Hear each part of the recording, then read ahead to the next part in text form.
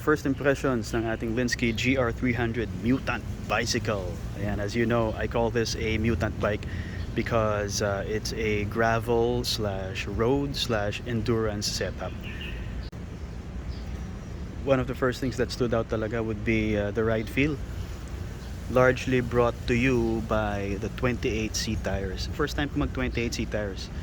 And alam nyo, pag if you're a follower of pro races, no, if you follow the pro circuit, marami naka 28C, and you ask yourself the question, bakit hindi 25? Hindi ba pag mas manipis, mas mabilis? Diba? Ganun ang conventional wisdom.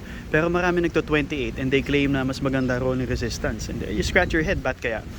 The first time ko mag 28, and now I know the answer. In fact, I don't know the answer. I just know that it just rolls faster, it feels faster than my 25C tired bicycle. May S5 ako, as you know.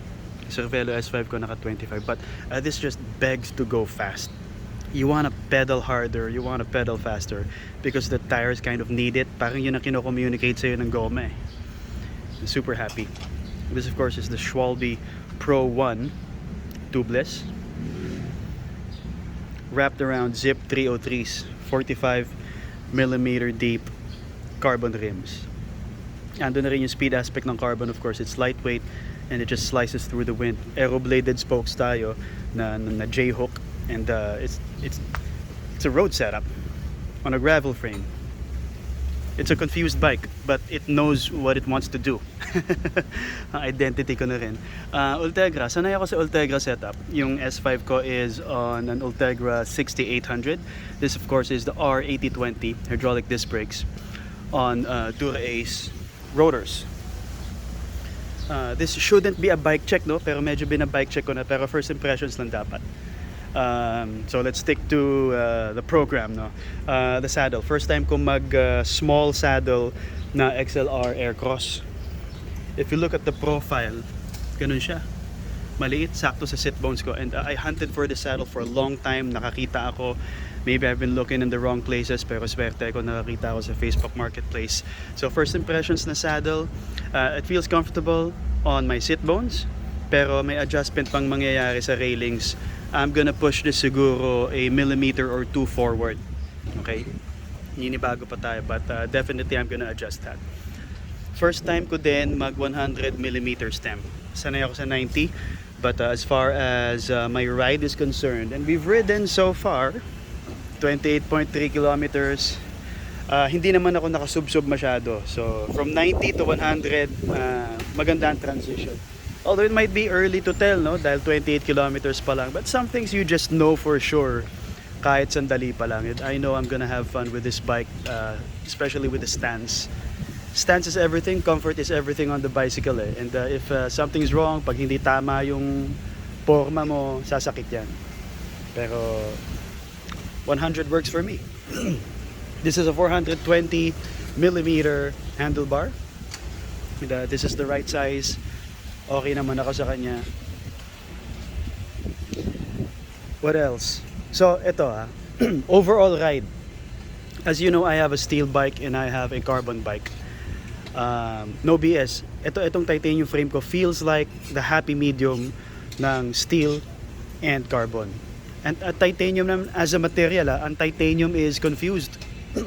It's not as stiff as carbon. It's not as compliant as steel. Nasa gitna. It doesn't know what it wants to be, kaya hindi ginagamit sa pro ito. And get ko yung kanina. The familiar feeling of riding my steel bike was there. Pero when I wanna go fast, ramdam ko sa bottom bracket yung stiffness. Humihinga din siya like steel. Pero because it's stiffer than steel but not as stiff as carbon, somehow nakukuha ko yung gusto ko. Tsaka iba yung kalansing eh. As I get to know the bike more, mas magkakaroon siya ng identity with me. But I'm loving it. It's okay, I'm gonna say this. I'm gonna call it now. It's the best bike I've ridden so far. 28K in. It's the best ride I've experienced. It was begging to go fast. It was comfortable. Yung sinasabi nila na titanium is legendary, buttery smooth. Hindi totoo yun. Mas smooth pa rin ang bakal. But what you get here is the stiffness that steel doesn't give you. Gitna nga eh. So ito experience ko sa egg beaters, no. First time ko mag egg beaters, obviously, and it requires specific cleats. So okay, yung cleat experience muna. Ito MTB shoes ko to, no. So lipat, palit. Mas maliit na cleats. At dahil bago, matigas.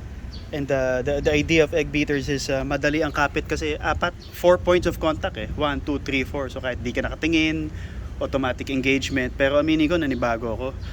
But that of course will change. Masasanay ako. And matigas pa. But clipping and unclipping is easy. Dali lang. Konti lang. 6-degree float pala to. Yung itong specific gold cleats. 6 degrees.